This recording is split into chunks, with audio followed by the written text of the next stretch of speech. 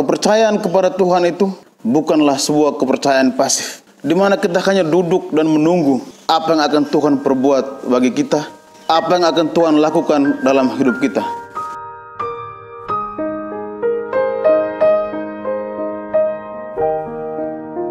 Inilah Injil Yesus Kristus menurut Santo Yohanes, bab 3 ayat 14 sampai 21.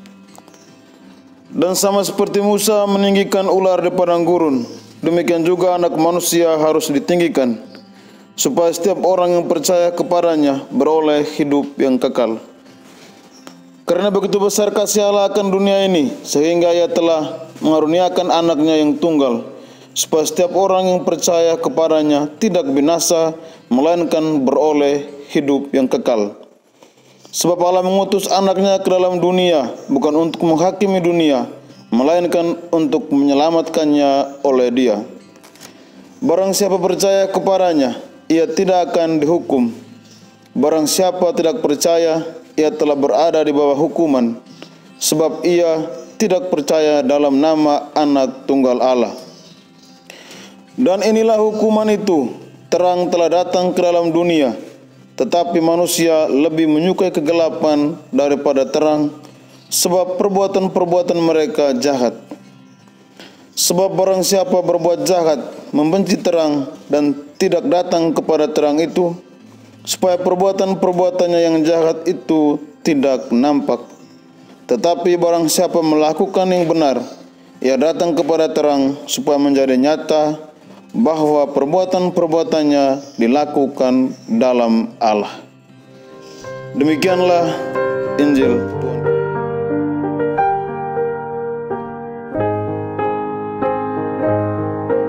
Saudara-saudari yang terkasih dalam Kristus, jumpa kembali bersama saya dalam Aroma Sabda.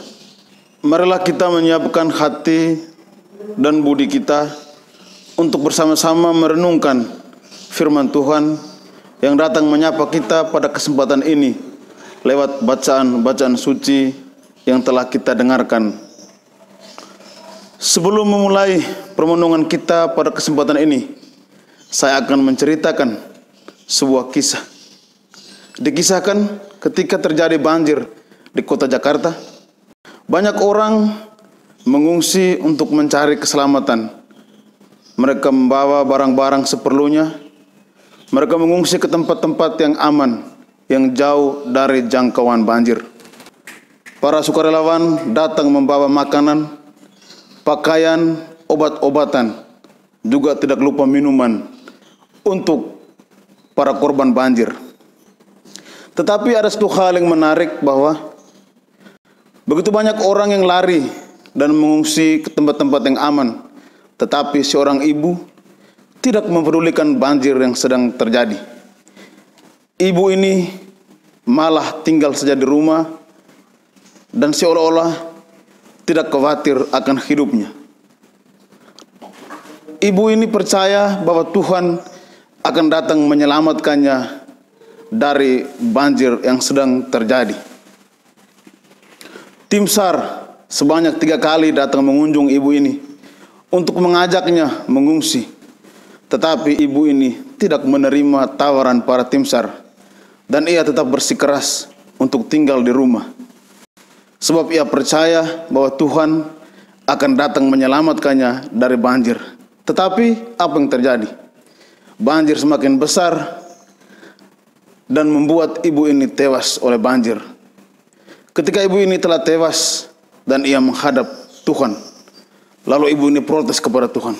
Tuhan, kenapa kau tidak datang menyelamatkan aku di saat banjir? Padahal aku sudah percaya sungguh-sungguh kepadamu. Lalu Tuhan menjawab, anakku, 3 kali engkau menolak tawaranku.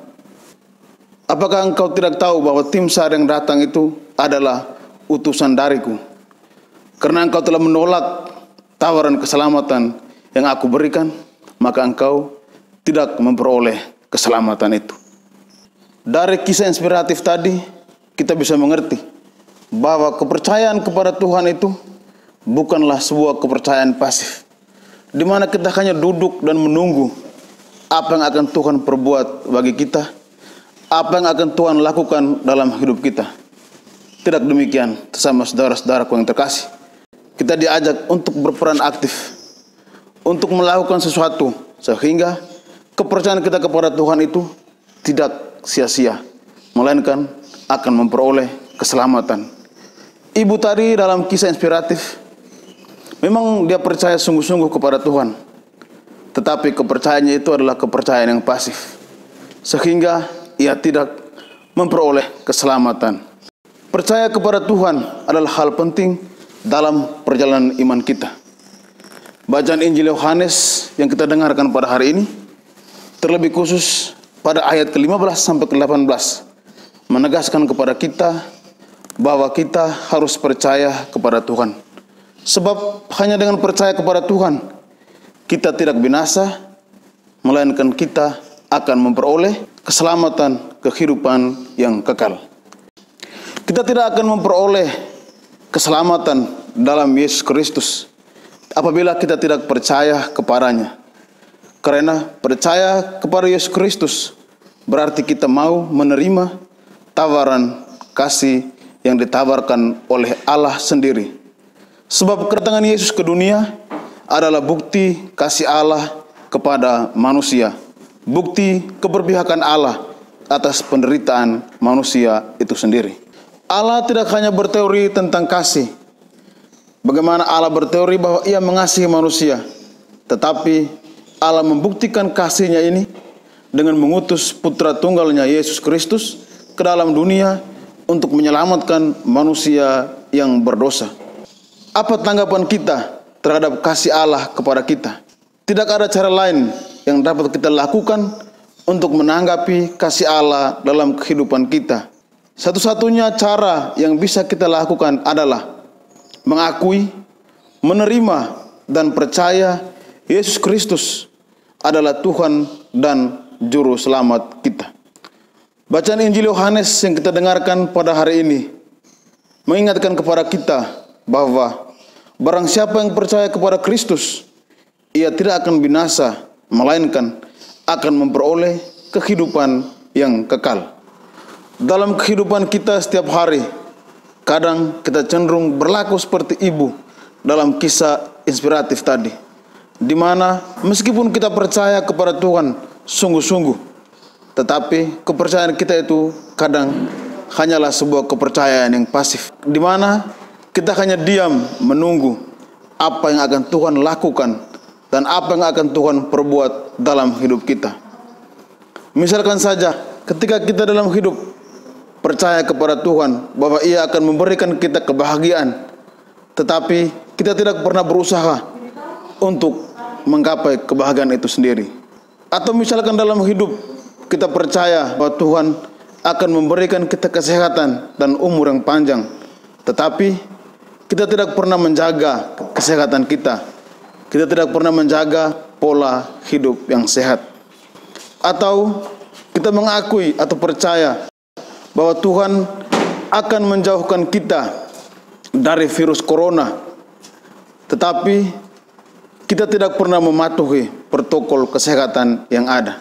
Percaya kepada Tuhan tidaklah berarti bahwa kita hanya percaya lalu menunggu apa yang akan Tuhan perbuat bagi kita, tetapi kita diajak untuk berperan aktif, menerima rahmat Tuhan dan bekerja sama dengan rahmat Tuhan, sehingga kita akan memperoleh keselamatan dan memperoleh kehidupan yang kekal.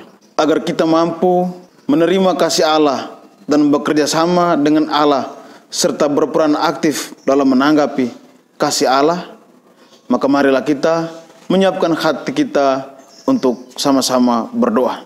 Dalam nama Bapa dan Putra dan Roh Kudus. Amin. Bapa yang Maha Kasih yang bertahta dalam kerajaan surga, utuslah Roh Kudus-Mu ke dalam hati dan budi kami.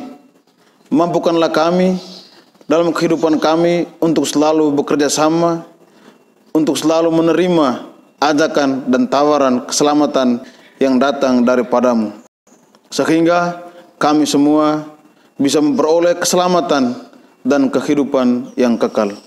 Demi Yesus Kristus Putra-Mu, Tuhan dan Pengantara kami, yang hidup dan berkuasa bersama Dikau dalam persekutuan dengan Roh Kudus, Allah sepanjang segala masa. Amin. Dalam nama Bapa dan Putra dan Roh Kudus. Amin.